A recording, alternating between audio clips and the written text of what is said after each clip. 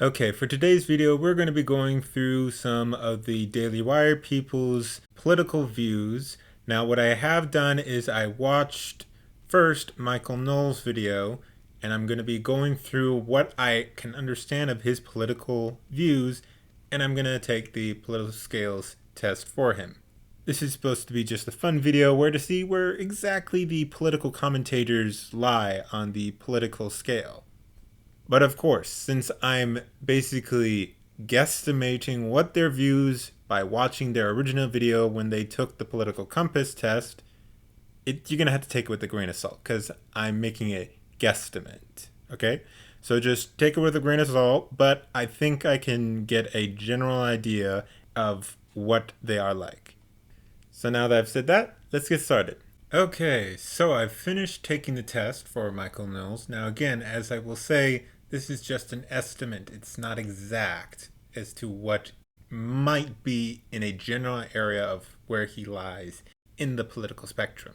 All right, now let's show the results. According to the 8 axes, he has fatherland, work, and liberty as his big parts of his political spectrum, at least from how I took the test for him. So, for essentialism, he has a 71%, and for constructivism, a 19%. Now, for punitive justice, he's got a 62% and a 10% rehabilitative. Now, this middle portion right here, where it's like gray or white, whatever you want to call it, this is basically things that I didn't know how he would answer. Yeah, basically either things I didn't know how he would answer or things that I thought he would answer neutral on. So that's just why all these have this gray area. So now for conservatism, I think this is quite accurate that he's relatively quite conservative. Okay, now there's nationalism and internationalism. Nationalism, I would say, yeah, that's probably relatively accurate, although it'd probably be more like in the 60s, I think, for him, for Michael Knowles.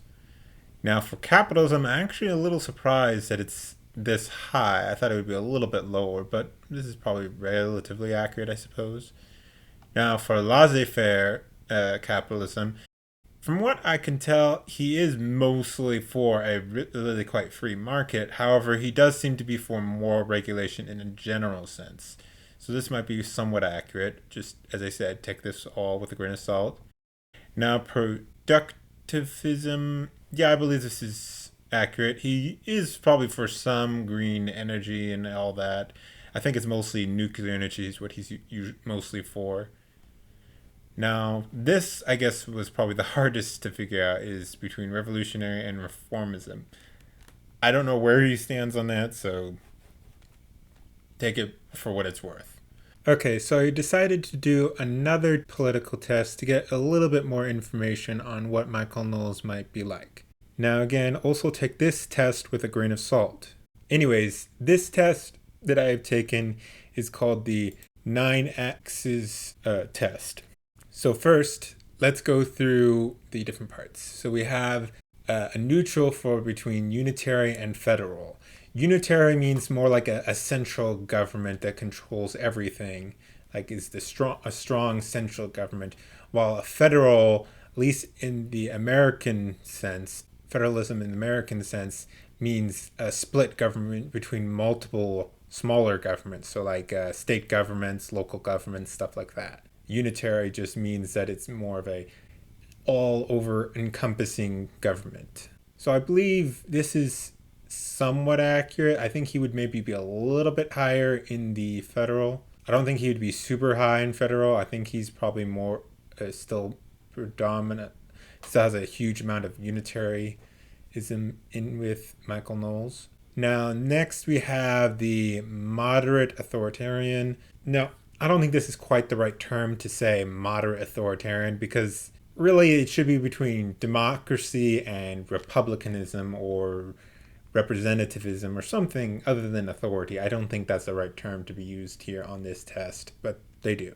Anyways, I think this is probably a relatively accurate one because in a sense I don't think he's for a democracy, at least not in the sense of a direct democracy because quite frankly direct democracies are terrible. But for In a majority sense, yeah, it's probably correct. 40% democracy, 60% authoritarian, which really makes no sense. Just should be called republicanism, which would make more sense for him.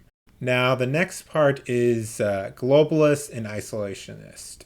Now, I think he is a relatively of an isolationist, so a 64% isolationist.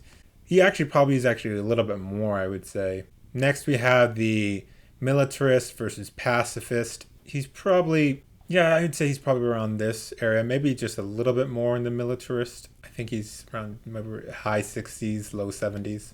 Now, for security and freedom, he's probably for more freedom than I gave him credit for, but this is what I got. Markets, yeah, I would say this is accurate for the markets one, between equality and markets. Religious, actually, I think he would actually be actually, maybe this is probably accurate, I think, now that I think about it, between secular and religious. Because I know Michael Knowles is quite religious, and he does a lot of his views off of his religious beliefs, it seems. However, he isn't some theocrat. Now, between progress and tradition, actually, this seems a little low, I think, for tradition for him. I think he would be more in like the low, at least low 60s. Now, for moderate assimilationist, compared to multiculturalist, yeah, I think this is relatively accurate for him. Okay, I decided to take one more test to see where Michael Knowles might be, and it came out a little bit different from the other two tests. This particular test is called the Specker test. I'm not exactly sure how you pronounce it. I decided to take this one to get another idea of how to look at his political views, and it came out different. He's still listed as being a conservative, however, it lists him in more the libertarian side of conservatism. As you can see here, he's got a 68 economic ranking and a negative 18 on cultural. And when I did my averaging out for the other two tests, he came out to more on the authoritarian side of it. So taking these points and sort of averaging them out, you would be right around here. Still on the slight libertarian side of the political spectrum. However, still pretty centrist in that area, so it's really non-existent. Which, to be fair, I think this actually perhaps is the most accurate way to see it. So anyways, this seems to be what I got for his results. And yeah, so I'll be doing the next video on Ben Shapiro, and we'll see what Ben Shapiro's results will be. So let me know what you guys think. Do you think these results are accurate? Do you think I'm completely off as to how he would answer this? Or do you really think that I got him relatively figured out as to how he might answer these questions? Let me know in the comments. Like, share, and subscribe. And I'll see y'all later.